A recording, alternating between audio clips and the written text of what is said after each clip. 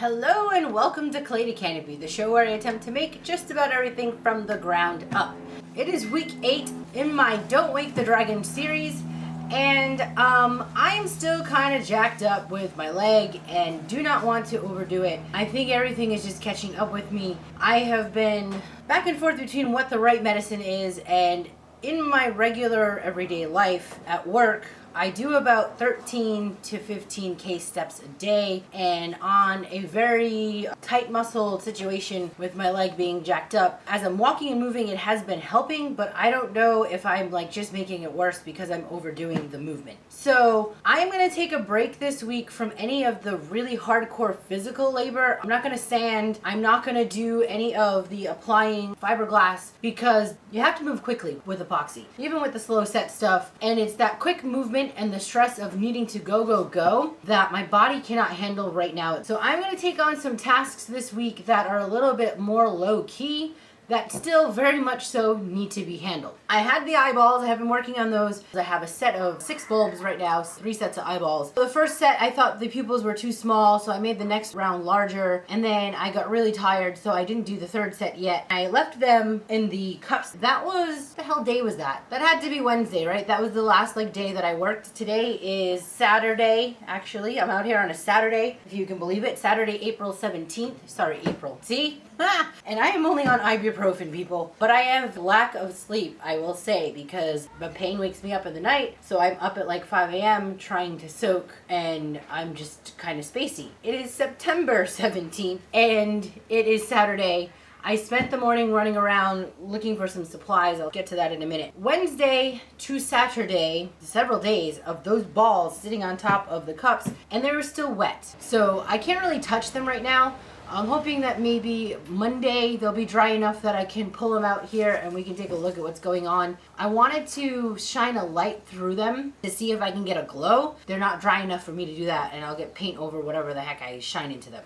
So for now, they're in there drying. Today, I have decided to switch to working on starting to do testers for the glass panel. And actually yesterday while I was on campus, not yesterday, Thursday while I was on campus, I just started messing around with some glass, throwing it into a kiln. I had little glass bits that I wanted to see if I could get it to melt, and I ran a test to test out the kiln temps and to see the stages of how I needed to go about programming it. It was not really about fine-tuning anything. I just needed a base starting point. Everything I've been reading about glass fusing, the glass type is going to change things, but also the variable of the kiln itself, getting a handle on what kilns can actually hold the heat and can do the annealing without the glass shattering. And the kilns that I have at school are designed for ceramic purposes. So our first thing I needed to know is if the dang thing could even melt glass without cracking and exploding, because you need to have this staged situation. For as I understand it, there are 3 hold points that are incredibly important during the firing of, or I should say I guess it's firing, right? The heating of the glass. The first stage is where the glass first gets soft and all of the air bubbles come up, and the length of time that you hold it at that stage will gauge off of how thick the glass is, how much stacking you have going on. My testers were too hot on Friday because the firing took too long. I did open the kiln, take a look, and then I quickly closed it. I'm going to be going back tomorrow, so I will have testers tomorrow to look at. But from the glimpse, there were a little bit of air pockets and a couple of air bubbles that had happened. This type of glass that I'm using, I'm going to need to hold that first round a little bit longer so I can get rid of those extra air bubbles. The next hold stage is at the top. It's the highest point that you're going to go, and then you're holding it up there, and that's at the point where the glass melts and fuses. I'm going to need to be playing with how long do I hold. It's going to vary on different glasses, but I still needed a base gauge over this particular kiln that I'm using to make sure that it could even melt the glass, that it would hit that temperature right, that something would happen. You had to do something to get somewhere to go, okay, now I can adjust here and there. I did notice my hold point was a very rapid hold point because the edges of the pieces, the sample pieces, were sharp edges, and what I have read said that if you want softer edges, you need to hold that top hold for a little bit longer, so that's something I can adjust. And then we rapidly bring down the kiln to a much cooler temperature, and that's where it needs to be held for the longest length of time, depending on the glass thickness. That's the annealing stage. So that's the stage where if you don't slowly let the glass kind of come down and do its own thing, it will shatter. Typical ceramic kilns, they hit the peak temperature and then they shut off, and they're not really designed to stage down. So one of the major things I was testing is this kiln gonna let me stage down, and is it gonna hold that heat for a length of time so that I don't end up with shattered broken glass all over the place. Fortunately, that didn't happen, and I was lucky enough that it looked like the firing went okay. There are tweaky things, like it didn't quite melt as good as I wanted it to, and the glass didn't quite fuse into itself the way I wanted it to. But a lot of that had to do with the fact that I was using these janky textiles that I just had on hand that I threw in just to see what the heck was going to happen. My point is, today I'm going to start prepping for a much more dedicated test. Tomorrow I am going to go first thing in the morning, and I will take the camera and shoot some footage. It is going to be a Sunday, so it should be nice and quiet on campus, and we're going to load a kiln and do some testers in a more methodical way where I can control those variables a little bit more. I have been pricing glass and looking at glass fusing, and to be honest, I just do not have the budget to spend $30 to $50 for a small 10 by 10 glass sheet to put into a window. That would make that window a $2,000 window just for the glass if I didn't have any mistakes. That's a little more than I want to spend, and not necessarily even for the monetary purpose, but I just don't know what the hell I'm doing. I am just here winging it as usual, and I really don't want to wing it with $2,000 worth of material. I feel a hell of a lot more comfortable winging it with cheapy stuff to figure out how things are going to go. So the glass I threw in that kiln was actually window glass replacement that you buy at Home Depot for super cheap. I do have bits and pieces of some stained glass that I've gotten just for messing around with, but I took to using the clear glass because I just happen to like the aesthetic of it. Some of the things I was reading said that you can use bottle glass. And so I went on a hunt this morning looking for different beverages. This was a mountain spring water. This was some kombucha. This I had sitting around from that gathering ages ago, leftover beer bottle. My goal today is to like smash up a crap ton of glass, and I will smash up some of the stained glass scraps that I have as well, prep some replacement window glass, and I will be layering crushed glass in little lumps on that glass to see if I can get it to melt and fuse into the glass panel. This will be my cheapest option. This giant bottle, spring water, maybe $2 at most. $2 for what would probably be the physical amount of a 10 by 10 sheet. That's like $30 to $50 depending on the kind of glass for the fusible glass. So yeah, I like me some $2 bottle, though hopefully this is gonna work. I have my custom van bags, these canvas bags that they set my shoes in. We're gonna recycle with that today. I'm gonna throw these bottles in it and smashy the bottles. So this is the kind of like, I can stand in one place and do this task, not be like doing too much physical labor behind, you know, smashy. Anyway, I'm gonna get some safety goggles and some other things before I start smashing things. Alright, I grabbed some jars to put this stuff in after I'm done, and I moved over here because this is a more stable point of my workbench. There's a open void there, so I could actually get my feet under if I wanted to sit on something to work. So there's more stability on this side. So here we go.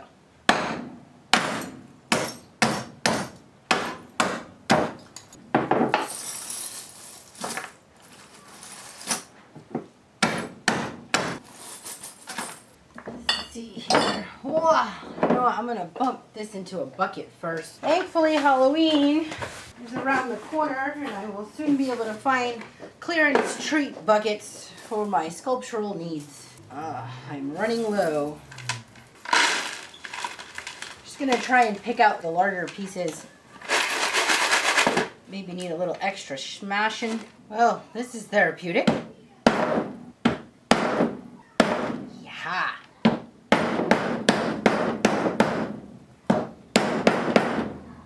These jars are way bigger than I need.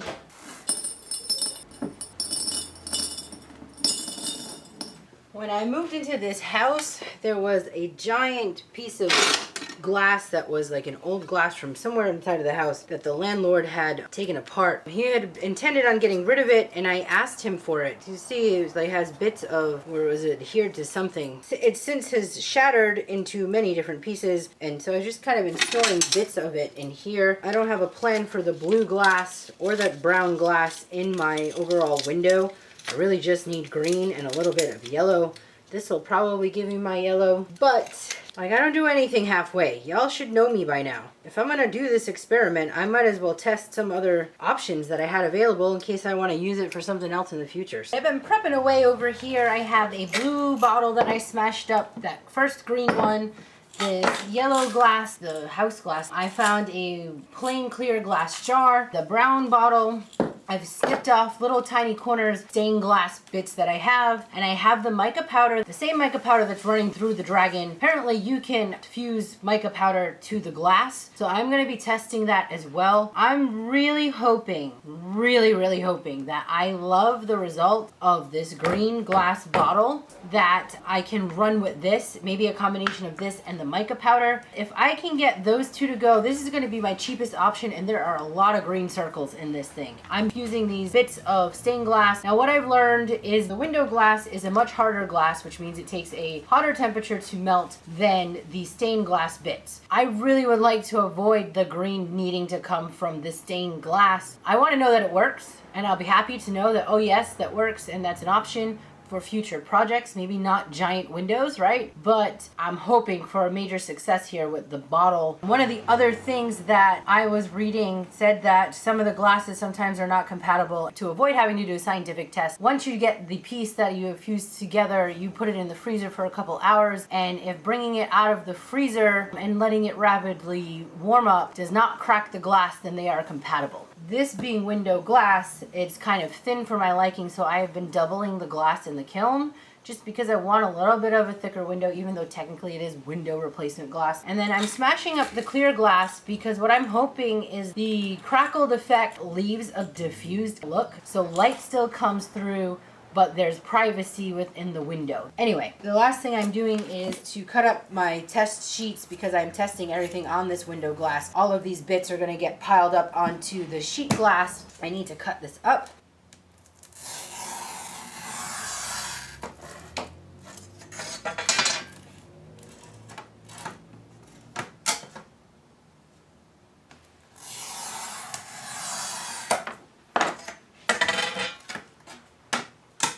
So I'll be stacking these two pieces and getting them to fuse into each other, applying whatever I have going on with my smorgasbord of stuff here. Maybe something interesting will happen. I don't know. I don't know. It's all just a big trial and error here on this channel. I mean, I'm sure I could go and learn like a professional way of doing everything. But you know what? It's not my style. I like to just jump in, mess with some stuff, see what the heck happens. Things happen, great. If they don't, then I learn from it, and I readjust and try something else, you know? It's how I roll. It's how I roll.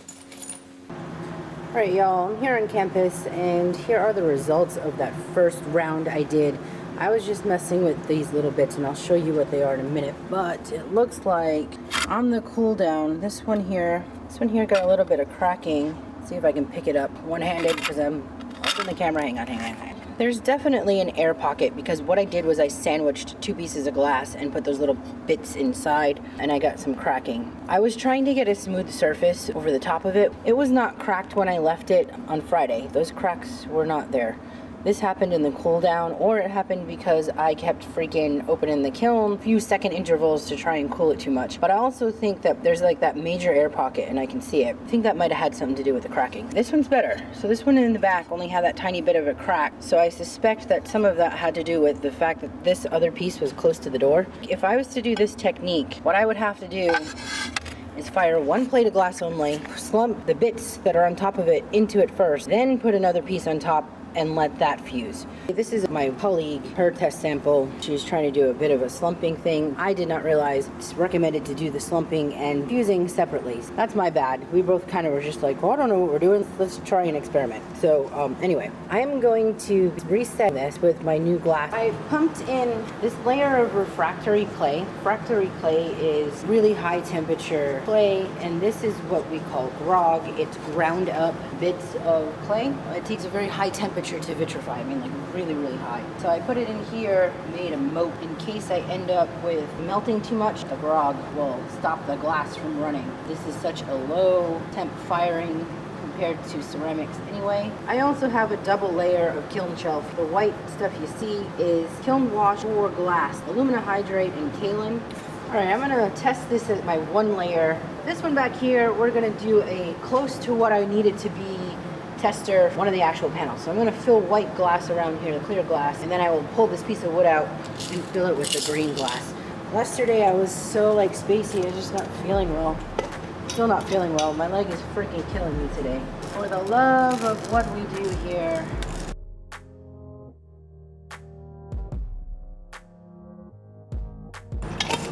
Alright, that'll let me test the green on there. On this one, I am going to just put piles of all of the different types of bottle bits that I crushed up.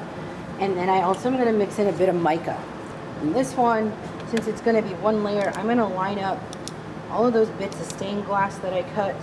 This is just a tester to see what types of glass I have on hand and if I can get them to melt. And in the other half, I'm going to use those bits that I stuck on the other tiles. These are the ones I ordered from Amazon. I thought I was getting 1 inch by 1 inch stained glass pieces so that I could use them for some of the glass work I was doing, and this is what showed up.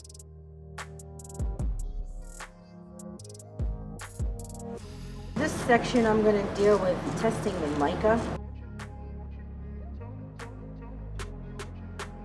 Alright, that's enough play.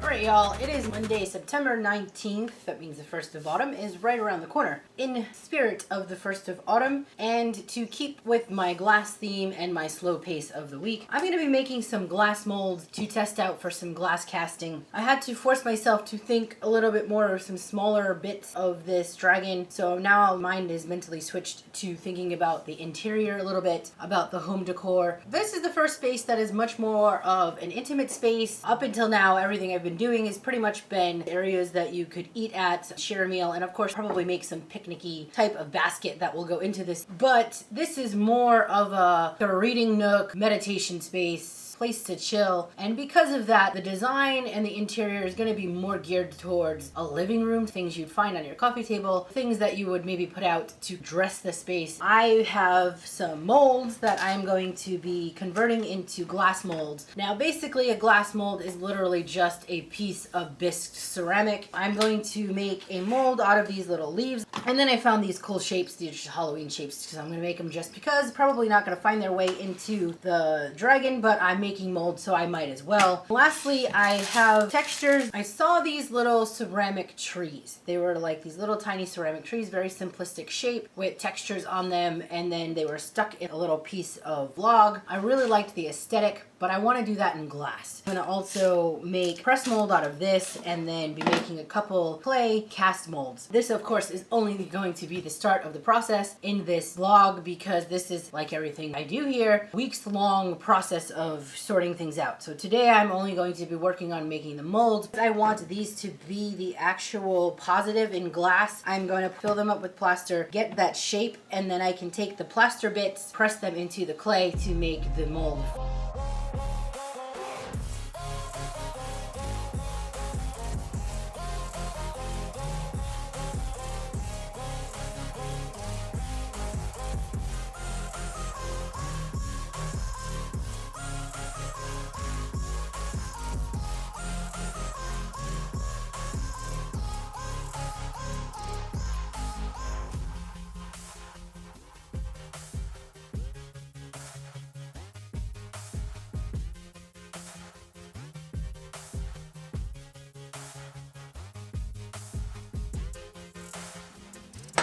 All right, that's one. I think I should do a trio, and then I probably should make a couple extra of these, because you know, what if it gets stuck? What if it doesn't quite work? I end up with a broken whatever. It's much quicker to just knock out a few of these with different textures while I'm here than to wait for full-on kiln firing. First, this thing's got to get fired once to bisque, then it's got to go through the round of glass firing. That's a lot of waiting around, or I can just take the 5 minutes it took to make this one and knock out a few more.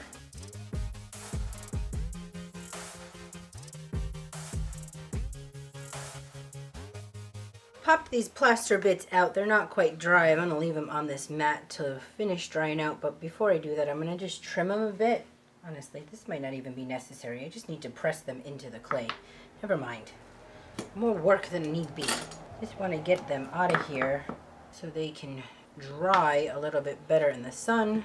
and I'm gonna go on a lunch run. Whilst I am waiting for these to dry, I made 5 of the trees. I'm really happy with the way those molds turned out. Hopefully they will cast well.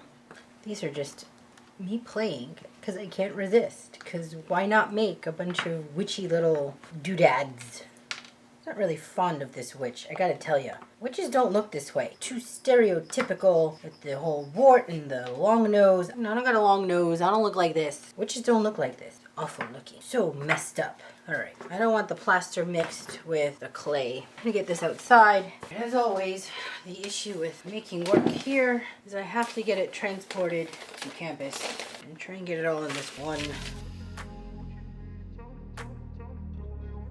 3 and I have 2 more and I made 5 total.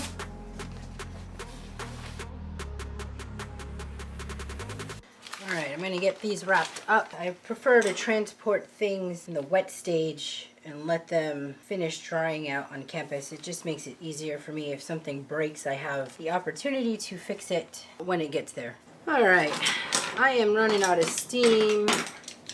My body has just had it. I'm gonna finish up these molds and call it. Whenever I work in clay, I always make a giant mess, more than like anything else.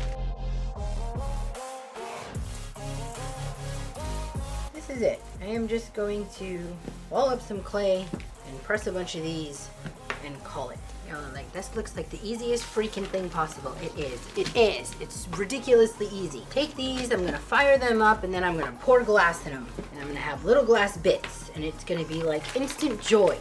Instant happiness for this rough week I've been having. This is like 2 weeks with this leg. Started all with that stupid heat wave. I blame the heat wave. Heat wave. Now I'm losing my mind.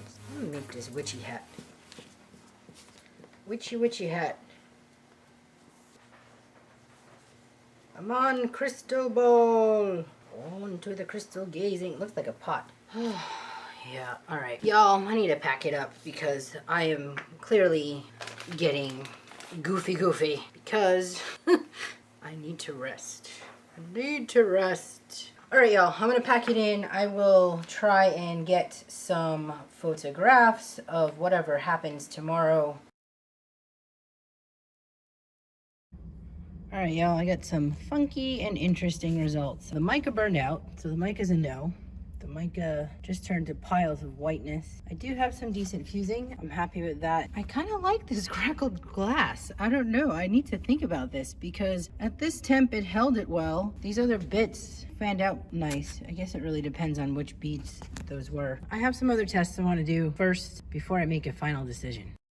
It is Wednesday, September 21st. I left this place an absolute mess, so I'm gonna tidy and reset because I need to get ready to do some actual work out here. I am gonna be prepping some more glass because I'm getting really close to having results that I'm ready to use. I do have one more test I want to do just to confirm. I went and bought a case of spring water, so I have the green glass, and I found 2.99 bottles of wine that is of the same kind of bottle make that is yellow. That leftover glass I had, it seemed okay, and I did a freezer test. I put that sheet of glass in the freezer for the 2 hours. Everything looked okay, except I recall there being a small amount of cracking where that yellow glass was, but I don't remember because I left the samples on campus. I don't remember if it was the one I put in the freezer or if it was the other bit that I tested. To be safe, I bought the cheapy wine. I'm probably gonna do some stitching, some really quick sewing, because I need some sacks that I can smashy the glass in. I really need to see some results. I'm getting too antsy. I need to have some form come together, and I need to not be looking at parts, even if it is just the body part. I'm losing momentum. My body is hurting. I'm losing momentum. I'm starting to feel that like frustration of things moving too slow. I'm just going to go for it and get this part somewhat assembled, hopefully in the next week vlog. I went digging for whatever thick fabrics I had in scraps that I can test out. I got a bunch of different things to play with. I'm just gonna make some sacks and see what lasts. Got a lot of this water to drink. Smashity smash, smash, smash.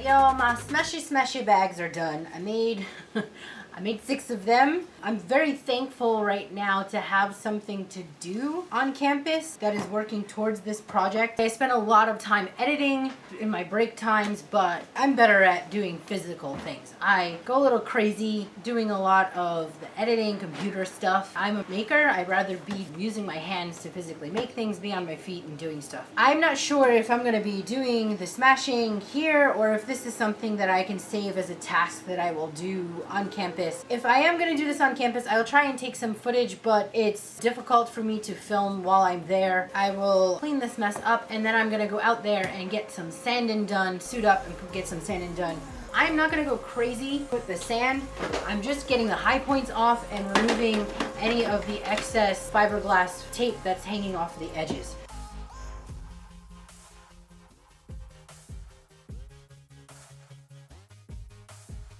Alright y'all, I'm gonna leave this vlog here. I'm gonna finish up doing this sanding and I'm gonna call it for the night. Please like, share, and subscribe if you have not done so already. Stick around to watch this project all come together, and remember, don't wake the dragon.